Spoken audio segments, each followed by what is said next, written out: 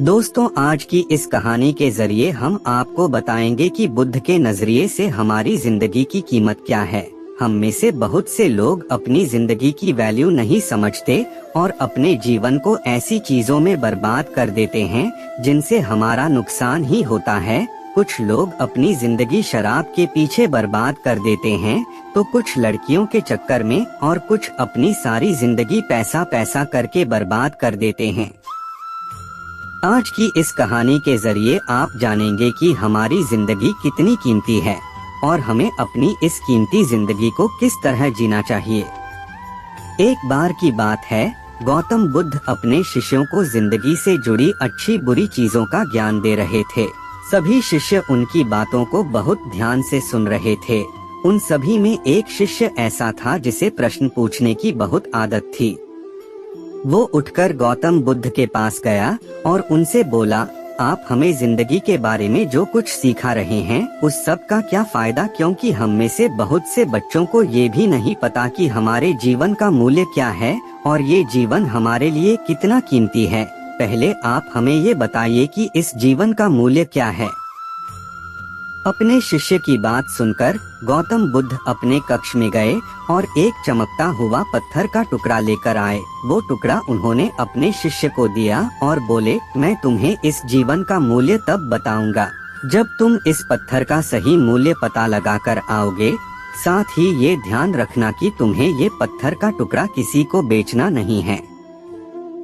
गौतम बुद्ध की बात मानकर वो शिष्य बाजार की तरफ चला गया। बाजार में सबसे पहले उसकी नजर एक फल बेचने वाले पर पड़ी और उसने वो पत्थर उस फल वाले को दिखाया और बोला, इस पत्थर के बदले आप मुझे कितने फल दे सकते हो। फल वाला बोला, ये पत्थर कुछ खास तो नहीं है, लेकिन फिर भी इसके बदले में तुम्हें 10 केले दे सकता हूँ। वो शिष्य उस पत्थर को लेकर आगे चला गया। फिर उसे एक सब्जी वाला मिला। शिष्य ने उस सब्जी वाले से उस पत्थर की कीमत पूछी। सब्जी वाले ने उस पत्थर को ध्यान से देखा और बोला, इस पत्थर की कीमत के बदले में तुम्हें ज्यादा से ज्यादा 1 बोरी भरकर सब्जियां दे सकता हूँ। इसके बाद वो शिष्य उस पत्थर को लेकर एक सोने के व्यापारी के पास गया। उस पत्थर की टुकड़े की चमक देखते ही उस सुनार ने उसकी कीमत 100 सोने के सिक्के लगाई। शिष्य ने वो टुकड़ा बेचने से मना किया तो वो सुनार उसके बदले 200 सोने के सिक्के देने को भी राजी हो गया, लेकिन शिष्य ने वो पत्थर नहीं बेचा। इसके बाद वो शिष्य एक हीरों के व्यापारी के पास गया और उनके सामने उसने वो पत्थर के टुकड़े को रख दिया।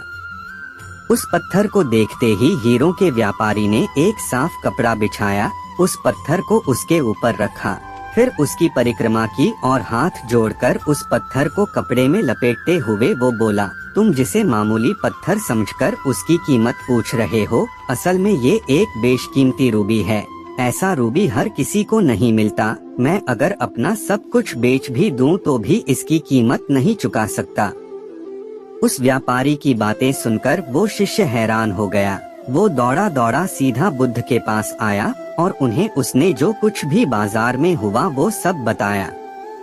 उसकी अचरज भरी बातें सुनकर गौतम बुद्ध बोले, तुम्हारे सवाल का जवाब इस रूबी की कीमत में ही छिपा है। हमारा जीवन भी एक रूबी है। रूबी की तरह ये भी बेशकीमती है, लेकिन हम इस बात को हमेशा नजरअंदाज करते हैं और अपने जीवन का मूल्य नहीं समझते। हम दूसरों को देखकर और उनके जैसा जीवन जीने की कोशिश में अपने जीवन की कीमत को कम कर देते हैं।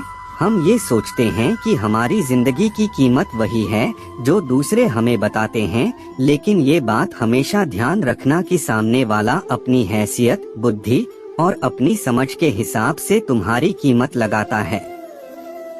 जिंदगी सिर्फ एक बार मिलती है, इसलिए इसको बर्बाद ना करें। अपनी जिंदगी को उतना ही कीमती समझें जितना कीमती आप अपने बैंक में रखे रुपयों को समझते हैं। आज के समय में लोग अपनी जिंदगी से ज्यादा कीमती प्यार, पैसों और दिखावे से भरी चीजों को समझते हैं। प्यार के चक्कर में लोग सुसाइड कर लेते हैं। पैसों के चक्कर में ऐसा काम करने लग जाते हैं जिससे उनकी जिंदगी बर्बाद हो जाती है। नाम कमाने के चक्कर में उल्टे सीधे काम करने लग जाते हैं। हमेशा याद रखें कि दिखावा करना जरूरी नहीं है। प्यार दोबारा मिल सकता है, पैसा फिर कमाया जा सकता है, लेकिन जिंदगी को फिर से पाया नहीं जा सकता। इसलिए अपनी इस बेशकीमती जिंदगी को अच्छे से जिएं, हर पल का आनंद लें। कभी ये ना सोचें कि आप इस दुनिया में किसी काम के नहीं है, ना कभी ये सोचें कि आपकी जिंदगी व्यर्थ है। आपके होने या ना होने से कुछ फर्क नहीं पड़ता। जब भी ऐसे नेगेटिव विचार आपके मन में आए तो खुद को बस ये याद दिलाएं कि जीवन एक रूबी है और ये बेशकीमती है।